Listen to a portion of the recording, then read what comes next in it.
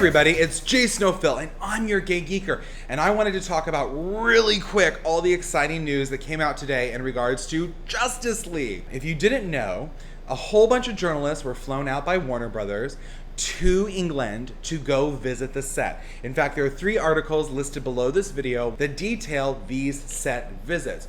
Also today, if you didn't see, Ben Affleck debuted the Justice League logo. 1 movie, not 2. Have they drummed up excitement for this universe again? For me, they make me feel like Deborah Snyder, Zack Snyder, Warner Brothers are listening to what people had issues with in regards to Batman v Superman. Also, the official synopsis for the plot sounds like a really good film. Mother boxes, parademons, a team coming together. It feels like a Justice League movie. It sounds like a Justice League movie. Are we going to be able to get the tone of these characters correct? Now, I've never needed the DC universe to be bubblegum pop the way Marvel is. That's what Marvel does well. DC, I've always felt, is better. The stories are better, the heroes are better, the villains are better, everything is better across the board. When you have a movie like Batman v Superman that basically slaps the fans in the face and says, you don't know anything about these characters, but I do, it becomes a little frustrating. Also, your conflict is over your mother. Seriously, what the hell? Worst moment in a superhero film ever, outside of Shaquille O'Neal playing Steel. Humor can work different ways. If you look at the Blade movies, those are really super dark movies, but there's a lot of humor in them, whether it's being delivered by Wesley Snipes in the first 2, or whether it's being delivered by Ryan Reynolds in the 3rd one. There is humor in those films, so it can be done. But it is something that Zack Snyder, along with his producing partner, Debbie Snyder, missed the boat on in regards to Batman v Superman. We also learned a lot about the costumes. We learned about Aquaman's costume. The Flash's costume is red. It's red. That when they put it through the filter that Zack Snyder loves to put his movies through, it's still red instead of like burgundy brown, which is my fear, but whatever. Also, did you guys know there was a little throwaway line in one of the articles, I can't remember which, where we talked about the chest plate of Wonder Woman. The reason it's that dark red is because that's blood that's been soaked in from all the people she's conquered.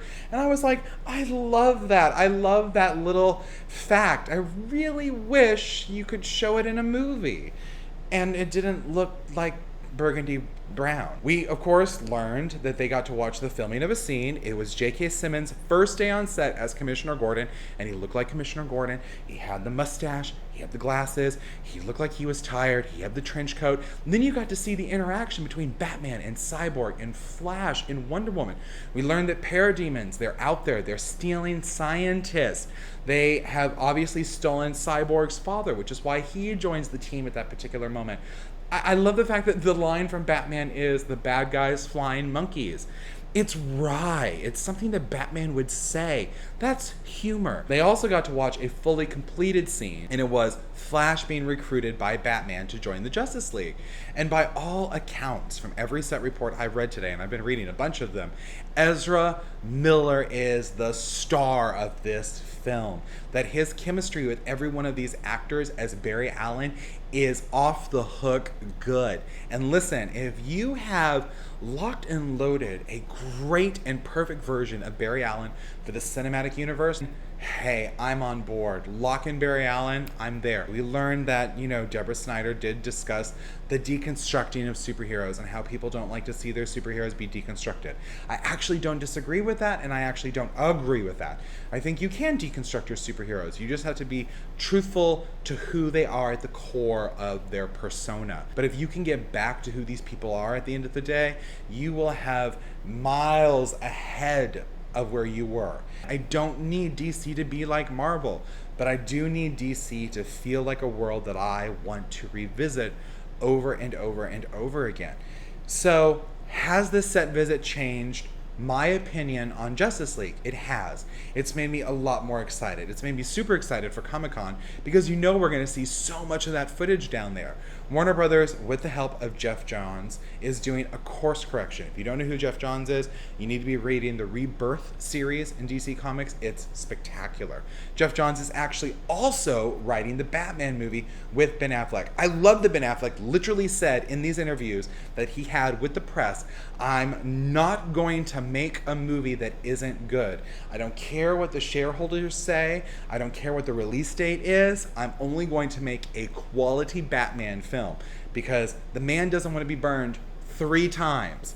Daredevil, Batman v Superman, he does not want to be burned on the Batman. Considering the fact that I think he's the best on-screen Batman we've had. I am excited for Justice League now. I really do think they're taking everything to heart. It's now time for DC to step up to the plate. Just don't F it up, as RuPaul would say. All right, everybody.